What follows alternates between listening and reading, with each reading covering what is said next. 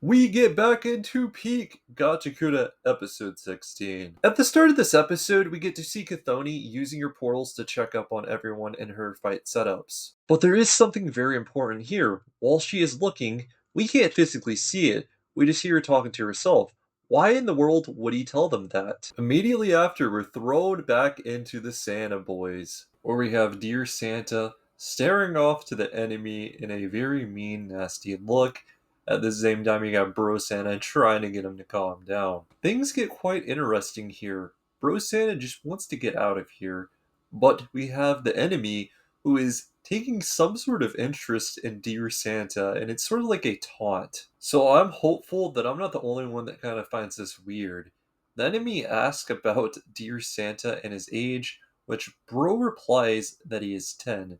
So that is at least something we didn't know before. This is where I feel like things get a little awkward. So the enemy asks about Dear Santa's birthday, Bro Santa gives it away, and the enemy replies back with his own birthday, which is pretty close. And they end up sharing a laugh together. And there is definitely something really strange going on here. So Bro Santa just stops laughing. And this is where he's like, hey, you know what? You don't seem very hostile. Are you even here to fight us? Straight away, the enemy just gives out his name. It's Bundus. A part of what Bro Santa wants to know is this guy's story. So we get to hear, I'm here on Zoldel's orders, but there's other things I'm after personally. Bro's like, yeah, we can just skip the fight so you get closer to those. And Bundus makes it very clear. Beating you two would get me one of them. Immediately after, we get to see Dear Santa grab for Bro to look down, and when he does, we get to see this very strange looking thing that is standing on two legs. That same thing begins to walk on the two legs. We all at once hear Boondus yell out loud, "What I want is information," and it's clearly his vital instrument. As we get to see Boondus power up, the thing on his shoulder, we get to see one of these creatures come out of the hole, and we get to hear his request. If you tell me the information I want, I'll tell you what happens if you lose to us. This might be one of the strangest vital instruments. It seems this thing that Boondus has is some sort of spawner. We get to hear what Boondus wants, and it turns out he wants to know who Corvus is. After coming back from the opening, we are at Cleaner's HQ, where Corvus is turned around, and his tattoo simultaneously looks back as Simu comes behind him and yells out, "Boss." Once Simu comes into the office, Corvus turns around and he finds out that Rudis and the others are in some type of emergency situation.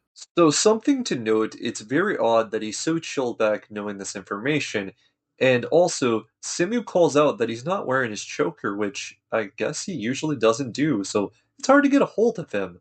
But he does let Simu know he knows a really great information broker and to gather some people. Now we go back to the Santa Bros, who are staring down, very confused at one of these things, and we get a closer look. Now I can definitely tell that this is a finger decapitated, and it's using other means to actually move. Boone just makes it very clear on what he wants, and he's even willing to break it down if he has to. At the same time, Bro Santa won't exactly just give anything away. Him himself says, I won't tell you anything that could put us at a disadvantage. Now, here is a very odd response by Boondis. He says, nothing you tell me will get back to the Raiders at large. Basically, Boondis is trying to say to Bro Santa that this is going to be a simple exchange of two people. Nobody outside of them will know. And Boondis does make sure to let him know that you're going to be trapped here until bedtime comes around. Yet again, it seems like he's taunting little dear Santa. After a second of thinking, Bro Santa agrees to Bundus's deal. But the thing is, I'll only give the answers I want, he says. Okay, what kind of first question is this? What is Corvus's favorite food? Just like us, Bro Santa is so confused, and we hear him respond as he stutters, sweet stuff, I guess.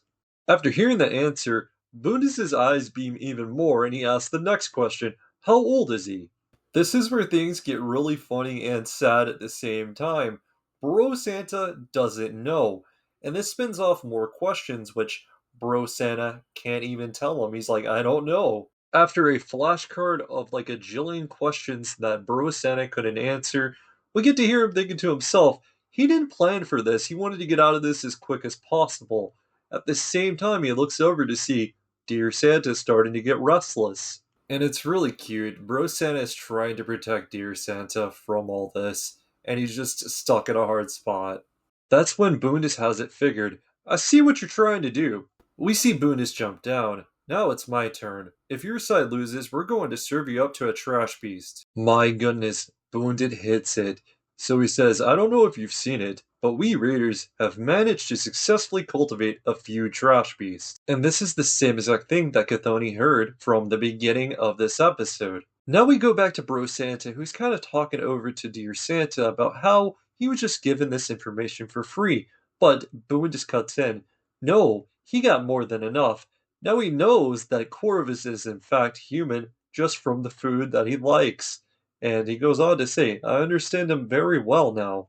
And Boondus continues to say he hides his true self even from his own comrades. The next thing we see is Jabber's giant claws, and we hear him say, Come on, no need to hide it anymore. As we see the bottom part of Zonka's face, Jabber continues, You're just like me, right? I've spent too much time going at it with people way stronger than me.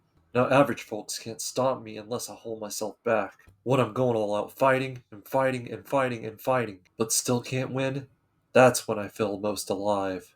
And so I can get my hopes up now, right? Okay, this is just straight up crazy. It's almost like Jabber can sense that Zonka is more powerful than we all think. So we get to see that Jabber goes Joker mode. He starts laughing while jumping a lot. So essentially what we're seeing here is Jabber trying to entice Zonka to bring out this power. It's almost like he can sense himself inside of him. Now, all at once, Zonka's just been quiet this whole time. He breathes in and lets out some air, and we can hear him think to himself, I'm all out of ideas. All at once there's a cut and we come back to Zodal talking to himself.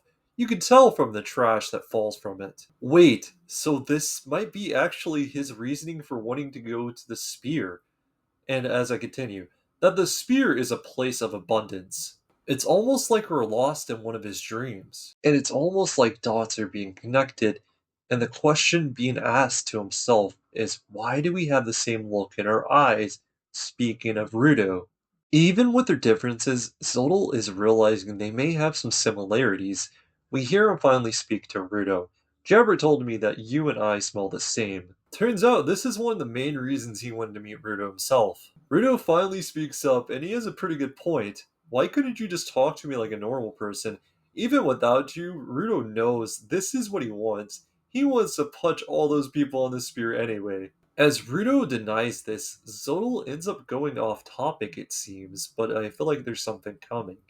He goes on to say, Did you know there are growlings who see the trash falling from the spear, and apparently there's people that worship this. Okay, that was pretty dark. So they see this as some sort of blessing, but it ends up even killing them at points, it seems, as we get to see someone quickly get killed while kneeling down. Zodal says in time it becomes common sense, and to fight against it, it becomes hearsay. And this causes Rudo to have a recall. I'm just lost for words here.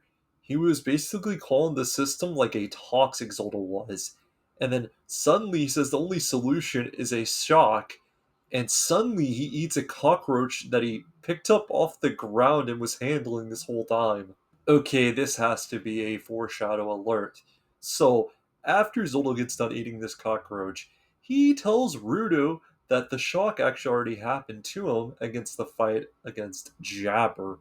Now, he knows that there might also have something to be drawn out from within of Zonka, which is just insane. But also on the other side, we hear from Zoldo, or perhaps the shock will prove too intense. As we see Jabber getting ready to charge in, we hear Zoldo say, or he'll be crushed, and Jabber is going all in on Zonka. As Jabber's coming at Zonka, we get to see standing in the same spot, same position. All at once, we go to slow motion, and Zonka is thinking to himself, here we go, here's another one.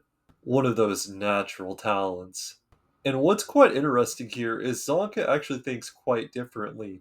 He thinks he's mediocre, and he can't beat him. And the reality is, Zonka's just fed up. Man, it's the same anywhere you go. Just like that, Zonka gets into his stance. Definitely intense. So Zonka gets pushed back by Jabber, and now he's having to run away. After all, if you think about it, and even Zonka knows, this guy is a gifted type. Zonka himself, it seems like he's not. At least that's what he thinks. Jabber is pretty overwhelming, and now we're at this point where there's this giant smoke cloud, and we have Zonka having to be on this lookout. Every attack that comes at him, it's almost like he has to run away. Again, we see Jabber overpower Zonka, pushing him back, and then he does this new attack we've never seen before called Stormy Weather. It's spiraling like some sort of tornado, and it's purple or pink. I could be colorblind here. Things are getting crazy. We watch as Zonka begins to clash this tornado, and suddenly he backs up and charges back in towards it. The two are now coming at each other, and we have Zonka with this huge charge up attack. Suddenly, his eyes meet with realization, and he gets kicked by Jabber. As Zonka gets launched back, he's coughing up blood. He lands on the ground as well as his staff, and this is where Jabber takes the opportunity. He comes in with his claws, and he misses as Zonka dodges with his head. There's fear in Zonka's eyes. Jabber goes in again. At the same time, he says, "All done." His claws come down on Zonka. Okay, this is crazy as we get a closer look. So Zonka ended up biting down on his claws, and now he's got these in his mouth.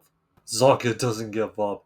It's not over. I'm not finished yet, and we see him grab for his staff. Strangely enough, we're thrown into a mini Zonka flashback for a second.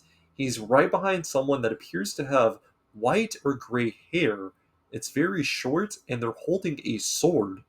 All at once, it's like overwhelming strength just takes over Zonka. He pulls out Jabber's claw and says, "Until I prove it myself, I'm not dying." Immediately, we see Zonka take his staff right into the side of Jabber. And we got to see, that was definitely bone crushing, but that isn't it. Zonka also hits him with his elbow, Jabber goes flying. It's almost now like the tables have turned. Now it's Zonka on the attack, and Jabber's the one running away. Jabber also starts to notice this, but as he's moving back, he eventually comes close to this puddle. Zonka gets pretty enticed by him. He comes in and hits him with a double kick. Now we get to see Jabber falling down into it. What in the Nightmare of Elm Street is going on here? So, as we watch Jabber falling back slowly, he just begins to smile and we see him slash, but it's so much distance, and all at once we get to see a womb on Zonka open up, pouring blood. I don't know what's going on.